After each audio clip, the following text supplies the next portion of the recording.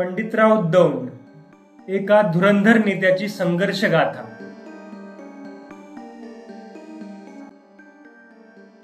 नमस्कार मित्रांनो, स्वागत आहे तुमचं द शुभबोल या नव्या कोऱ्या मराठमोळ्या युट्यूब चॅनलमध्ये।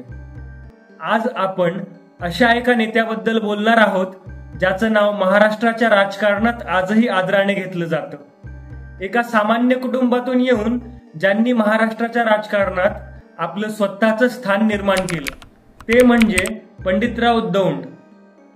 आजवर तुम्ही अनेक राजकीय नेत्यांच्या कथा ऐकल्या असतील, पण पंडितराव दौंड यांची गोष्ट ही फक्त एका नेत्याची नाही, तर ती आहे जिद्द, संघर्ष आणि अनपेक्षित विजयाची। कल्पना करा मित्रांनो, एक काळ असा होता जेव्हा एका सामान्य माणसाने थेट महाराष्ट्राच्या राजकारणातील एका किंग मेकरला आव्हान दिलं होतं। आणि काय झालं माहित आहे? साल होतं 1985।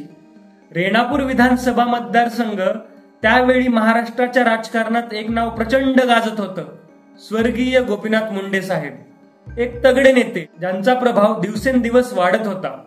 त्यांच्या समोर उभं टाकलं होतं एक नवं पर्व, एक नवा चेहरा, पंडितराव दौंड। अनेकांना वाटलं ही लढाई एकतर्फी असेल, मुंडे साहेब सहज जिंकतील। पण राजकारण म्हणजे क्रिकेटच्या शेवटच्या बॉल सारखं असतं मित्रांनो, कधी काय होईल हे सांगता येत नाही। आणि नेमकं हेच घडलं। पंडितराव दौंड यांनी तो करिश्मा करून दाखवला, जो अनेकांच्या कल्पनेपलीकडचा होता। त्यांनी गोपीनाथ मुंडे साहेबांसारख्या दिग्गजाला पराभूत करून संपूर्ण महाराष्ट्राला धक्का दिला। हा विजय काही योगायोगाने मिळालेला नव्हता मित्रांनो। पंडितराव दौंड साहेब यांचा जन्म 10 फेब्रुवारी 1938 रोजी बीड जिल्ह्यातील परळी तालुक्यातील दौंडवाडी गावात झाला। मातीशी नातं, कष्टकरी लोकांबद्दलची तळमळ आणि जनसामान्यांशी असलेलं अतूट नातं हेच त्यांच्या यशाचं खरं गमक होतं। या विजयानंतर पंडितराव दौंड यांना महाराष्ट्र सरकारमध्ये ग्रामविकास राज्यमंत्री पदाची जबाबदारी मिळाली। आणि मित्रांनो, त्यांनी या संधीचं सोनं केलं। ग्रामीण भागाच्या विकासासाठी त्यांनी अथक परिश्रम घेतले।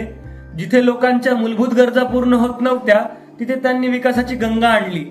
त्यांचे निर्णय आजही अनेक ग्रामीण भागांमधील गावांमध्ये आठवले जातात। पण मित्रांनो, राजकारणात फक्त विजय आणि यश नसतं, तर अनेक चढ उतारही असतात। काँग्रेस पक्षातून त्यांनी राष्ट्रवादी काँग्रेसमध्ये प्रवेश केला। त्यांनी नेहमीच सामान्य लोकांच्या प्रश्नांना वाचा फोडली। तुम्हाला आठवत असेल, ऊसतोड कामगारांच्या आंदोलनावेळी महाराष्ट्र सरकारने दादा रुपवते यांच्या सोबत त्यांनाच एका समितीवर नेमलं होतं। त्यांनी या प्रश्नावर शांतपणे, प्रभावीपणे तोडगा काढला।